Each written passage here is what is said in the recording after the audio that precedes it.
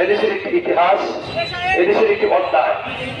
এক শ্রেণীর মানুষ ব্যারিস্টার সুমনকে মারতে চায়, যারা এদেশের স্বাধীনতা সার্বভৌমত্বের জন্য এই মানুষগুলা আমাদের স্বাধীনতার পক্ষের মানুষ নয়, তারা আমাদের দেশের স্বাধীনতার মানচিত্রের পক্ষের মানুষ নয়।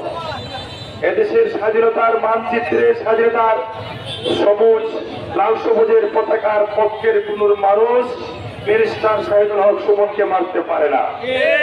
আমি মনে করব সরকারকে আমরা জানিয়ে দিতে চাই, ব্যারিস্টার সুমনকে যারা হত্যা করতে চায়, যারা হত্যা করতে সফল হয়, আমাদের দেশের মানচিত্র মুছে দিতেও তারা এক সময় সক্ষম হবে।